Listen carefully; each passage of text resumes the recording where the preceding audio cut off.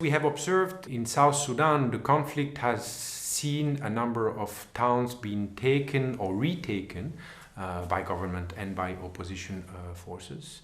So it's not a constant level of violence, but it goes by peaks. And yes, during these peaks, violence is rather extreme.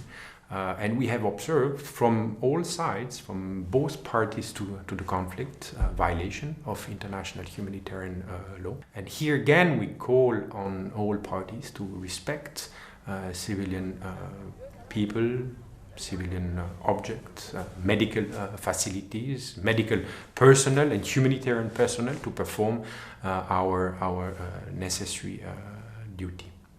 South Sudan is more or less the size of France with a smaller population. So you have population that is scattered throughout the vast territory that has barely any roads, or these are rather tracks in the bush. So logistically speaking, we have serious challenges. Unfortunately, this adds to the budget of such an operation as in South Sudan, because one can imagine that transport by road or plane or even helicopters makes a financial difference.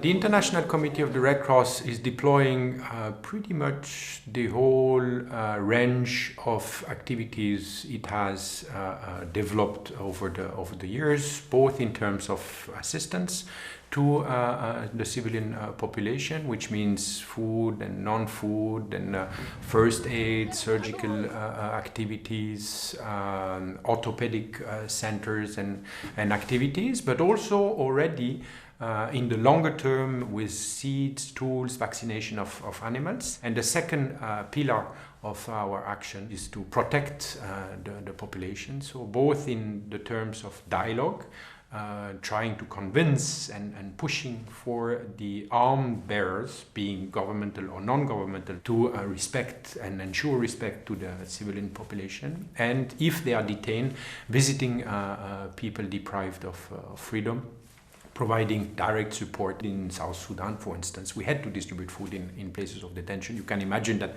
if there is no food outside for a number of people, that the person that are in jail will also suffer. So we have also compensated on this aspect. We have currently 700, more or less 700 staff, international and national. Before the crisis, we have planned over 60 million Swiss francs budget that is currently under revision. We have the concept of flying surgical team that we deploy for a couple of weeks here, a couple of weeks to another places or another village. So I cannot tell you that we are in 6 places because it's always changing. I would say we are in 5 or 6 main capital of state centers and moving to the needed places with light teams.